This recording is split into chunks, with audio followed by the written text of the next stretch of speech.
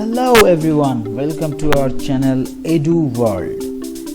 So in our channel we will talk about many scientific topics that will be helpful for all students from scientific backgrounds who are studying in class 8, 9, 10, 11, 12, or the students who needs all these scientific topics.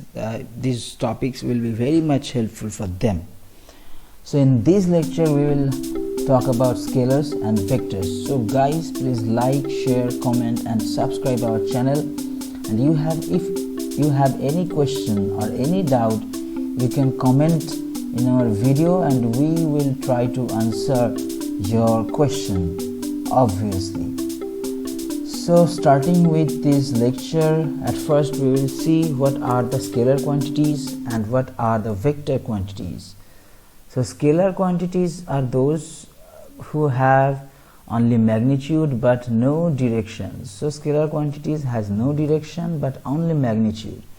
So at first we will talk about what are the quantities. Quantities are very helpful, or quantities are used to quantify certain things related to any object or any incident. Like some object is moving from one place to another, then what is the velocity? So here velocity is a quantity. Or say you are holding a bag which is very heavy, but how heavy is that? To quantify that we will need to quantify its mass. So mass is another quantity. So coming back to scalars and vector quantities, what are the scalar quantities? Scalar quantities are those who have only magnitude but no direction. Like as example, we can talk about mass.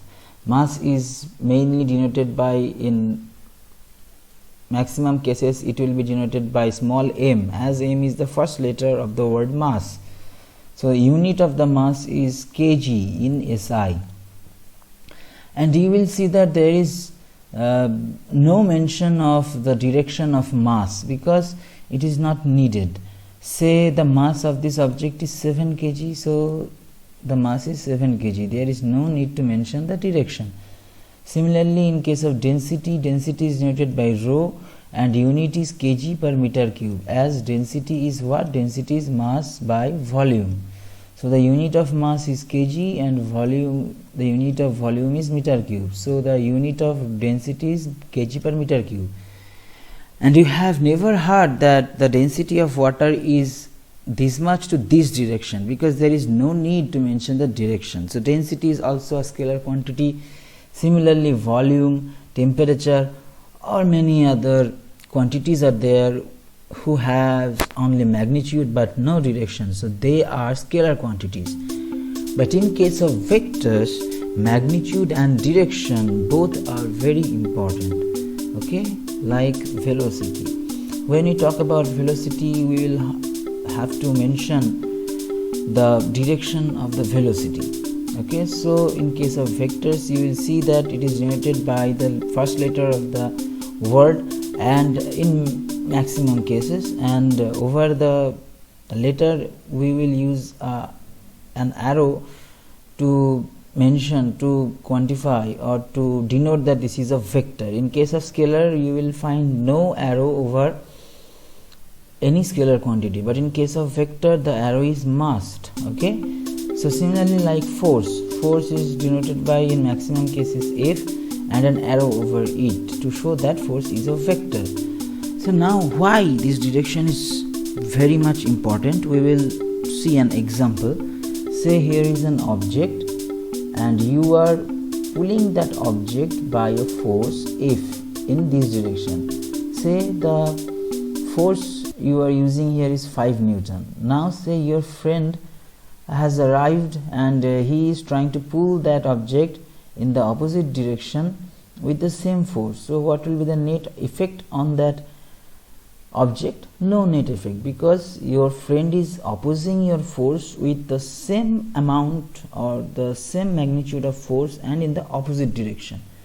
But if your friend would pull this object in other direction, like in this direction with 5 Newton, then what would happen? The case would not be same, because now the force has the the force applied by your friend has changed its direction, so it will be it will have another consequences. Okay, so in case of vectors, you will see that graphically we will denote a vector by an arrow. So the direction of arrow will signify the direction of the vector, and the length of the arrow will signify the magnitude of the vector. So say in the figure we have shown an arrow, say this is denoting 5 Newton force. So to denote a force which has magnitude 10 Newton and in the same direction, then what will be the length of this arrow?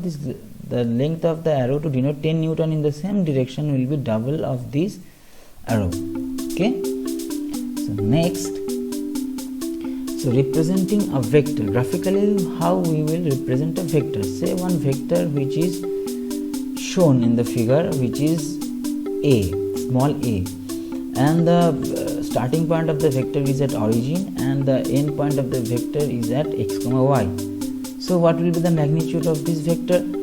From the Pythagoras law, you can see that this vector, if you complete the triangle, so this is a right angle triangle and the base is x and the perpendicular is y, so the hypotenuse a will be what? So the magnitude of the vector will be root over of x square plus y square. So for a vector which is originating at the origin, so the starting point of the vector is say at origin, or say the end point is at the origin, then we can easily calculate the magnitude of that vector. Okay, so thank you very much. Like this video, comment if you have any doubt, and subscribe to our channel. Thank you very much.